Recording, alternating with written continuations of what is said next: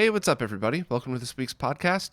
I've been hard at work doing a bunch of lag testing, reviews, and other stuff, so there's a good amount of stuff to talk about this week, and a lot of it involves that. So hopefully that's still cool with everybody, but let's jump right in. First up, a new firmware was just publicly released for the open source scan converter that adds the on-screen display that I had shown a few weeks ago. It performs exactly as I'd shown before, which is pretty awesome. The only thing to note is if you're dialing in custom timings yourself, not using any of the profiles, as you're dialing the timings in, your TV might lose signal for a while, so you're still probably going to want to look at the LCD screen for that. But once everything's dialed in and you have everything tweaked, at that point you just use the on-screen display, select your profile, and go from there. So it's pretty awesome. Also, there's a bunch of updates on the profiles, the new ways to put them together and make them. There's a bunch of people working on different things involving it. So that's currently a work in progress that I hope to have a post about before next week's podcast. But I just wanted to give everybody a heads up that a lot more is coming with this firmware in mind. So pretty exciting time to own an open source scan converter, especially if you were one of the first adopters back when we didn't even realize 1080p was possible, let alone things like profiles, on-screen display, and all this other awesomeness. So, of course, thanks to Marcus for continuing his awesome support on all of this, and thanks to every member of the community that donates their time for doing profiles, testing, and all that other stuff. QWERTY just released a product he's calling the RGBench, which is a pin converter, not a signal converter, designed to interface with oscilloscopes.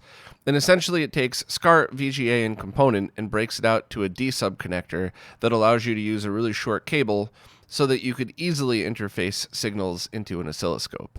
Now, I manually pieced one together with T-connectors and BNC termination and all that stuff via Steve's suggestion, which has been working fine, but I got to admit, this does look a little bit smoother. I did get to test one out, and in my basic testing, and please understand that I am as basic as it gets with oscilloscope use, but in my basic testing, it was exactly the same. So the voltages were the same. I don't know if it affects anything else. Anything that you put in between an analog signal and its target device will affect its output, but is it going to affect it 0.01%, or is it going to actually have any effect on it? And from the testing that I did, as far as voltages goes, it's spot on identical with this or with other solutions. There's dip switches on it that toggle 75 ohm termination on or off, and you would only want it off if you were using T connectors and running it into a RGB monitor. And that actually has termination built into it already. So that's for people that like to have a little monitor sitting next to their scope so they could see what's on the screen while they're working on it. I personally think that this is going to be best for people with the OWAN scopes, because the Rigels that you see here, they're pretty great with just basic conversion and stuff like that, just having the SCART adapter and a T connector and things like that, because you have 4 signals going in. So you could always have RGBS going into the scope and then out to a monitor. But people with those OWAN scopes only have 1 or 2 channels to use at a time. So for that setup, plug your console or whatever you're testing directly into your monitor, get to the white screen or 100% color bars if possible, and then unplug it and plug it into this, and now you can get a 75 ohm terminated reading. Obviously, make sure the dip switches are turned on. And I think that will be a massive help for people with the cheaper scopes. And for things like testing arcade voltage and stuff like that, I mean, as far as I could tell, that OWAN scope was spot on to the Rigel. So once again, I'm not an expert at these things. I'm sure if you were really digging deep into signal analysis, there might be differences. But I think the majority of people that would want a scope these days want it for safety and testing reasons, especially if you own arcade boards and stuff like that. So this would be the perfect interface between them if you just want an easy pin connector. So I'm always very excited to make scopes easier to use for people, because I really want more people to see what's going on in their setups. Once again, this is predominantly for arcade setups. For consoles, as long as you follow the basic steps and suggestions people post, you should be fine. But anybody who messes with arcade boards, I strongly suggest picking up that cheap scope. If you don't want to deal with signal termination converters and stuff, grab one of these RGBenches from QWERTY and learn how to get a really safe signal out of your consoles and out of your arcade boards. This week's Rad2X video is how to use the Sega Saturn version, and I didn't just want this to be a beginner video. I wanted this to also be entertaining, or at least somewhat educational for those of us that are intermediate or experts. So while the beginning 2 minutes of it is how to plug it in, I also did want to show other fun aspects of it. So one thing I did is go into, very lightly, just go into dither blending and why there's dots on your screen on a flat screen and why the dots look different on CRTs depending what cable you use and stuff like that. So that's something that even if you're already well aware, you might enjoy the side-by-side comparisons. And then, of course, because apparently you have to talk about the mClassic if you're a YouTuber, I threw that in there because clickbait. Like, whatever. I'm going to be honest about that. And, I came down kind of hard on people's opinions on it. And after going back and reading the comments and other videos I did about the mClassic and the mCable, I'm really glad I did, because there's such a stigma on both sides. And the truth is, you either like it or you don't. It's either worth $100 or it's not to you. And everybody's going to have a different opinion on that. And it really drives me crazy when people talk about this thing as if it's some magical device. And it also equally drives me crazy when people accuse Marseille of being snake oil salesmen that are just out to fool people that don't know the difference. Maybe their marketing kind of leans that way, but I don't get that impression. I think they just made a device and obviously they're going to try to make money off it because they're a company, but I just think it's something that it's either a preference for you or not. And for me, my favorite games from the classic consoles are all 2D, so this is completely useless to me. And I think all of my newer games look perfectly fine without it. I don't think it hurts the image. It's not worth $100 to me.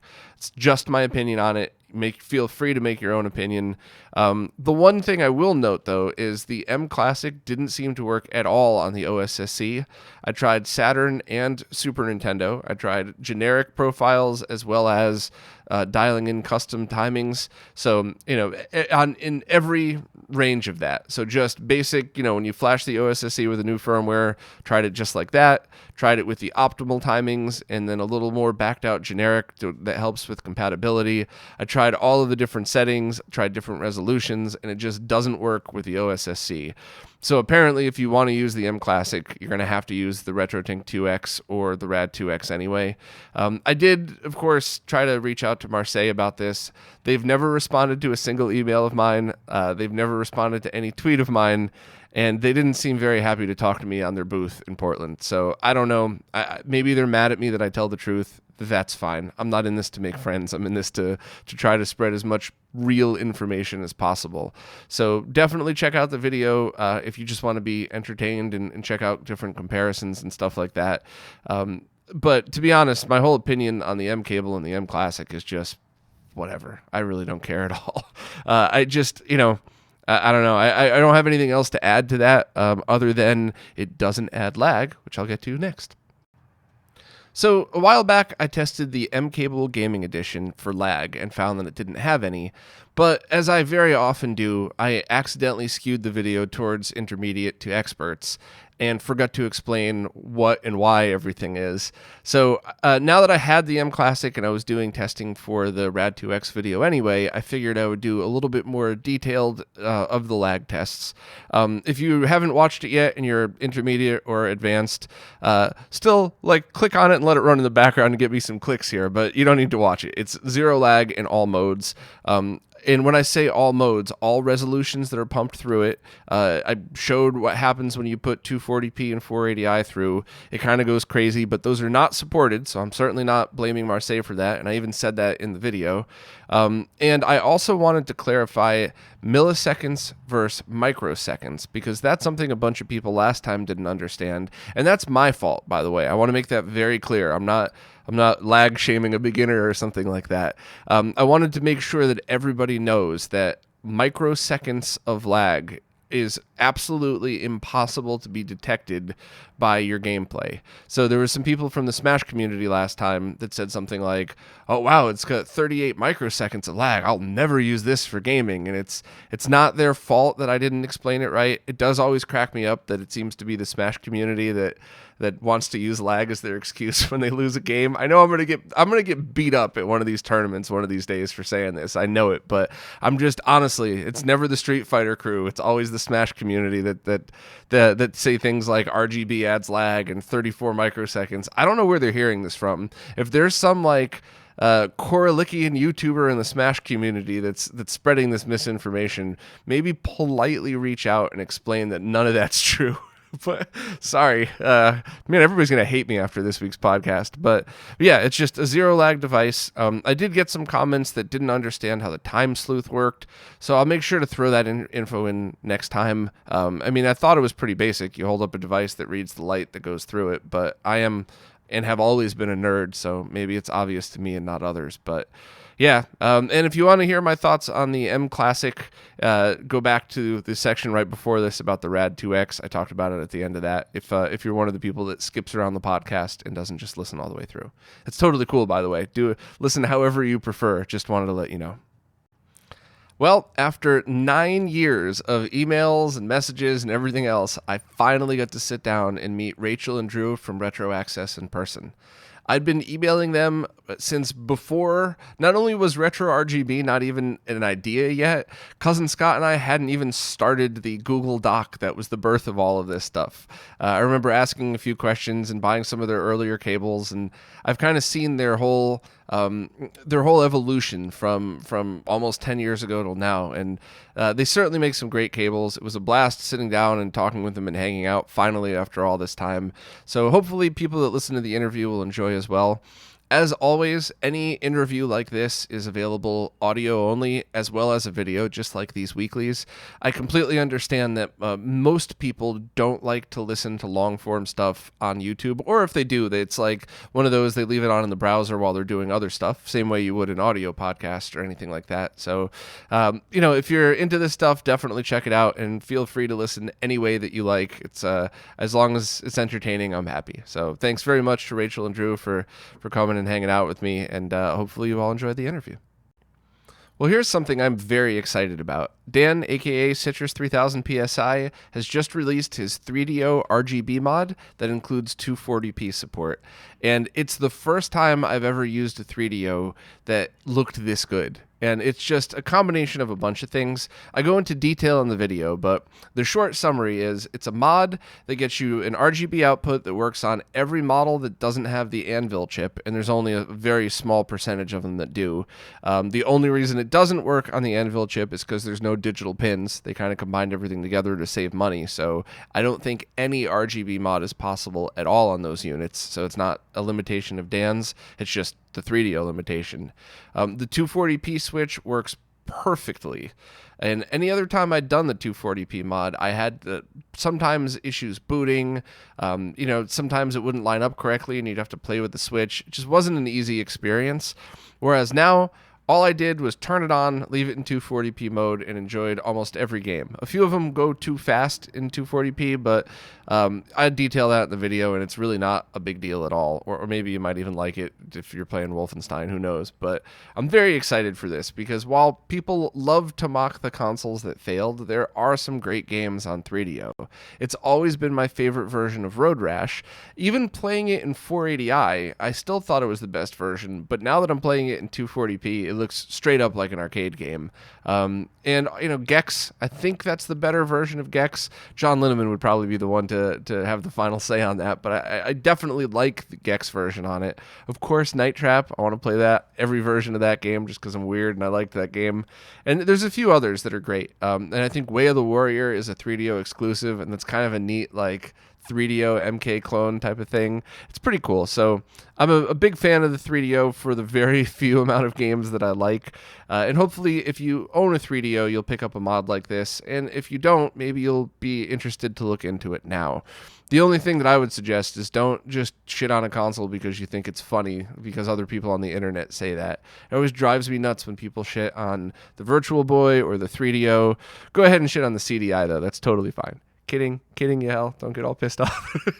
So, yeah, I don't know. I'm obviously very excited about it. I'm so happy that I got mine done. And I did say in the video that they're in stock, and apparently a lot of other people feel the same way because they sold out immediately after I launched the video. But Dan already put another order in. He's already taking pre-orders, and once this batch comes in, they should still be in stock. So I was only a little bit wrong, not a lot wrong. So sorry about that. But I'm just very happy that there's more people as excited as I am to finally experience the best you can get out of the 3DO. So if you're into it, please check out the video. This next one's so weird, I wasn't even sure if it was real at first, and I had to go and reread the post a bunch of times and check with a few other people to make sure this wasn't a hacked account or something, but apparently this is all true. Apparently Doonan, the creator of optical drive emulators like the GDEmu for the Dreamcast and the 2 for the different versions of the Saturn, has decided to remove all links to firmware files because people were having issues when updating. Now, at first, I just assumed he meant people are having issues, so I'll pull the firmware files until it's fixed and then repost them, which is a perfectly reasonable thing to do. In fact, I'd call that responsible. But no, that's not it. He's just pulling the firmware files permanently and is eventually taking down the whole updating section of the website. If you need firmware, you need to email him directly now. But this is the same person that last year, on his own post, this isn't like an internet rumor or a rant on Twitter, his own post on his own website said that if you email him, that bothers him and he'll cancel your order. So I don't get it. I just get the impression that he's just trolling people now. Maybe I'm wrong. Maybe I'm not looking at this the right way, but I'm blown away. And I read this post maybe 4 or 5 times, and then I keep reading the comments, and I had to stop because of his responses. Out of all the comments, his responses were the worst. So I'd like to hope that his account got hacked or something, and this isn't him, but I think it is. And I'm baffled. I just don't understand. So, I felt genuinely awful when his product got cloned, because that's not supposed to be a reflection upon him. That's supposed to be a reflection upon everybody in the gaming industry. Because what if you're one of those people that quit your job, you're working as hard as you possibly can to get your products out, and then it gets cloned and it's all over Amazon? Like, that's awful. I mean, that's awful for anybody. And luckily, apparently he has a day job that he does very well in, and this is just a hobby to him, and he calls his devices toys that people don't need. You could read that. I'm not making that up. So I don't really know. I'm so sad that his stuff got cloned. I don't know if this is just anger as a result of all of that. But if you're in the gaming field, there are people out there that are trying to look out for you to make sure stuff doesn't get cloned. And there's stuff going on right now that people are working on trying to make it safer to make hardware products. I'll go into detail about that in a few weeks, but the only tips I can give is if you make products and you sell them to the retro gaming community, read through every one of Doonan's posts and treat that as a very detailed guide on what not to do and how not to treat your customers, because every single step of the way has been just baffling and mind-blowing. So sorry if anybody here is friends with him. I've tried reaching out before, and he was friendly to me but didn't want my help, didn't care. So I just don't get it. Hopefully he's just going through a rough spot and pissed about the cloning and just trolling everybody and doesn't actually feel this way about his customers in the retro gaming community, because if he does, that's pretty terrible. Darksoft has just released 2 new firmwares for both the multi-MVS and the multi-AES Neo Geo ROM carts. And it looks like the firmwares bring them both up to about the same speed as far as features. Over the past few months, there was a couple of little things that were only available on the AES and vice versa. And it looks like both are now equal in features. And it looks like loading times have been improved on both, which, to be honest, it was already pretty fast. But I really like that Darksoft's always trying to tweak every little bit he can on these things. So, if you're an owner of either of these carts, I would recommend checking out the post just to see if there's any features that specifically address anything you've been seeing. But to be honest, with stuff like this, I always recommend just getting the firmware update and seeing how it works, especially because they're all free updates. So it's not like you have to pay for any new features or anything like that. So awesome that Darksoft is sticking with it. I have the AES version at Cousin Scott's house now, so I wasn't able to test this myself, but I'm certainly looking forward to. And lastly, Lazy Game Reviews just posted a video on how they record CRT computer monitors, and I found it fascinating and infuriating. Infuriating only because I run into the same problems. Certainly nothing wrong with their video, but I think anybody that's tried to get video of CRTs knows exactly what I meant by that statement. It's funny too, because when I started the website, I didn't have a firm grasp on video capture. I think I'm pretty good at it now. I'm not as good as a lot of other people, but I could take a Sega Genesis signal and do a direct RGB capture and be able to capture video and still images that are a true representation of what the signal is. But that was a lot of work to get to that point. So back when I started, you'd use a cheap capture card and all of these comparisons would look the same. So I'd end up using a DSLR to do the comparisons, and that would be accurate. But switching from pictures to video is a giant difference. And a lot of the things like the moire patterns, I can never say that word right, and things they talk about in the LGR video are something I deal with all the time. And anybody that even just saw the Rad2X video saw all of the terrible CRT footage in there. I really spent quite a lot of time getting it as good as I could. And, things like reflections, unless you have a full dark room, you're probably never going to get perfect. But still, it's such a pain. And I enjoyed the video. I liked some of the tips that Clint went into. I'm going to try them myself. I think the easiest thing is a polarizing filter to see how that works. I try to do as little in post-processing as possible. I'd rather do things like set the white balance to an all-white screen in the CRT and really get everything set up on camera for a bunch of reasons I won't bore you with. But I really want to nail down what's the best way to get footage of CRTs and get a list of cameras and a list of lenses and stuff that could be good enough to do this. One of the things that Clint talked about was that the GH5, the camera that I own, and I specifically bought because that's what my peers use, is missing a filter that's in the GH5S, which I didn't buy because I was trying to save some money. Stupid mistake. I should have always learned from things like buying the cheap knockoff soldering station and desoldering station. If you could spend a little more to get a lot more, do it. But so I don't know. Maybe one day we could have something like a roundtable discussion with some of the people that really do an amazing job on that. So obviously Digital Foundry, My Life in Gaming, Phone Dork.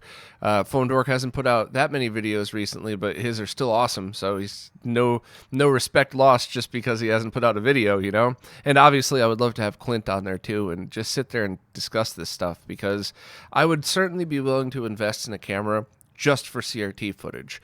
If that meant I had to sell the GH5, whatever, I'll deal with that. But having a camera that I could always use, and a couple of tricks to get as good CRT footage as possible, I think would be a big deal. And one of the things that I've wanted to do forever now is a video showing how different CRTs change the look of things.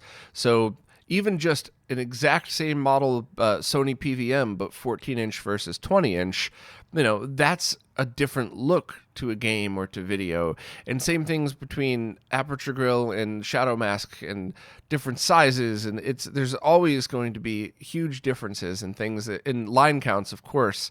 And I would really love to do a video about all of that, but I wouldn't be able to do it justice. I wouldn't even try nowadays. So, anybody's thoughts on shooting CRTs? There's a lot of people that tweet at me and that post in the comments that post such amazing info, and it's always appreciated. By the way, I know I'm off topic here, but even if I might be not so enthusiastic in the moment, I swear I always really appreciate it. But yeah, I don't know. It's a subject. It's a sore subject for me because it's something I really want to get right and never have. So video of CRTs as high quality as possible. But maybe I'll get the ball rolling somehow and try to start this discussion with the people that are really the biggest contributors to this in the scene. But any suggestions, I'm all ears, and I'll stop ranting now. Well, that's it for this week. As always, thanks so much to everybody who watches, listens, participates in the comments, and of course, to everybody who supports. Because whether it's Subscribe Star, Patreon, whatever, all of that support is what's keeping these going, as well as all of the behind-the-scenes research and all of the crazy stuff we have going on, which hopefully will start to trickle more into the public light a little bit quicker than it has been. But either way, a genuine heartfelt thank you to all of you, and I'll see you next week.